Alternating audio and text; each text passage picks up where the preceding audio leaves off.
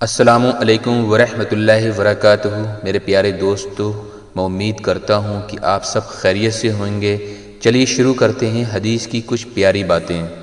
نبی کریم صلی اللہ علیہ وسلم نے ارشاد فرمایا، اگر تم گناہ کرو یہاں تک کہ تمہارے گناہ آسمان تک پہنچ جائیں، پھر تم توبہ کرو تو اللہ تعالیٰ ضرور تمہاری دعا قبول کرے گا۔ استغفر اللہ الذی لا الہ الا هو الحی القیوم واتوب الیہ۔ نہ اپنی مرضی سے آئے گا، نہ اپنی مرضی سے جائے گا، نہ دولت کو تولا جائے گا، نہ حسن کو دیکھا جائے گا۔ دنیا میں جو اعمال کیے ہیں بس اسی کا حساب لیا جائے گا۔ رب کا شکر ادا کیجئے، آپ کو ہر نعمت سے نوازا ہے، اور ان غریب بیٹیوں کے باپ کی مدد کیجئے جو صرف 2 وقت کی روٹی کے لیے ٹھیلا ہانکتے ہیں۔ یہ غریب بیٹیاں دوسروں کے شوق دیکھ کر کیسے مچلتی ہوں گی، کیسے ترستی ہوں گی، کیسے نم آنکھوں سے اپنے شوق کو دفن کرتی ہوں گی، کیسی کیسی آہ نکلتی ہوگی۔ انہیں بھی اپنی اولاد سمجھیں۔ بھائیوں نے یوسف علیہ السلام کو مارنا چاہا مگر ناکام رہے، باپ کی نگاہوں سے دور کیا مگر محبت اور بڑھتی گئی، غلام بن کر بیچ دیا مگر بادشاہ بن گئے۔ اس لیے لوگوں کی سازشوں سے تم پریشان نہ ہو، اللہ کی تدبیر اور چاہت پر سب بھاری ہے۔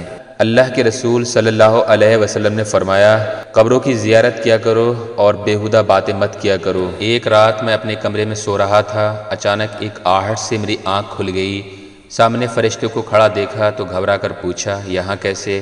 فرشتے نے کہا، تیری ماں کو لینے آیا ہوں۔ میں گھبرا گیا، دل بیٹھ گیا، آنکھیں نم ہو گئیں۔ میں نے کہا، ایک سودا کرتے ہیں، مجھے لے جاؤ پر میری ماں کی زندگی بخش دو۔ فرشتہ مسکرا کر بولا، لینے تو تجھے آیا تھا لیکن تجھ سے پہلے تیری ماں نے سودا کر لیا۔ جب تمہیں ہچکی آئے تو پہلی ہچکی پر کلمہ پڑھ لو، انشاءاللہ ہچکی رک جائے گی۔ اس عمل کو اپنی عادت بنا لو، کیونکہ جب موت آئے گی تب بھی ایک ہچکی آئے گی، اور تب تمہاری اس عادت کی وجہ سے تمہاری زبان سے کلمہ طیبہ جاری ہوگا انشاءاللہ۔ ہمارے پیارے نبی صلی اللہ علیہ وسلم نے ارشاد فرمایا، جھوٹے گواہ کے قدم ہٹنے بھی نہ پائیں گے کہ اللہ پاک اس کے لیے جہنم واجب کر دے گا۔ بہترین آنسو وہ ہیں جو اللہ تعالیٰ کی بارگاہ میں گناہوں کی بخشش کے لیے بہائے جائیں۔ انسان مایوس اور پریشان اس لیے ہوتا ہے کیونکہ وہ اپنے رب کو راضی کرنے کی بجائے لوگوں کو راضی کرنے میں لگا رہتا ہے۔ حضرت علی فرماتے ہیں، انسان کے جسم کا سب سے خوبصورت حصہ اس کا دل ہوتا ہے، اگر وہی صاف نہ ہو تو چمکتا چہرہ کسی کام کا نہیں۔ اسلام کو برا کہنے والوں، اگر اسلام کی گہرائی میں پہنچو گے تو انشاءاللہ کلمہ پڑھ کر ہی باہر آؤ گے۔ اللہ سے محبت رکھتے ہو تو میری پیروی کرو، اللہ تم سے محبت کرے گا۔ اے نبی، لوگوں سے کہہ دو، اگر تم حقیقت میں اللہ سے محبت رکھتے ہو تو میری پیروی کرو، اللہ تم سے محبت کرے گا اور تمہاری غلطیوں کو معاف کر دے گا، وہ بڑا معاف کرنے والا اور رحم کرنے والا ہے۔ چھوٹی سی دعا۔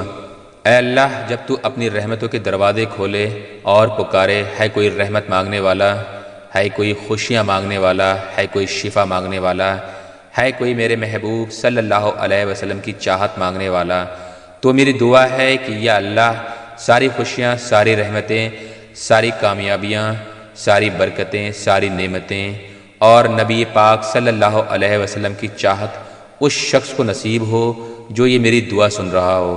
آمین ثم آمین۔ اے میرے رب، جو زندگی گزر گئی ہے اس پر تیرا شکر ادا کرتے ہیں، جو زندگی باقی رہ گئی ہے اس پر تیری رحمت کے طلبگار ہیں۔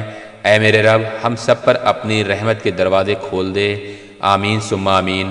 یا اللہ، مجھے اور سننے والے تمام مومنوں کے تمام طرح کے گناہ معاف فرما، آئندہ گناہ نہ کرنے کی توفیق دے، اور 5 وقت کی نماز ٹائم پر پڑھنے کی توفیق دے۔ آمین ثم آمین۔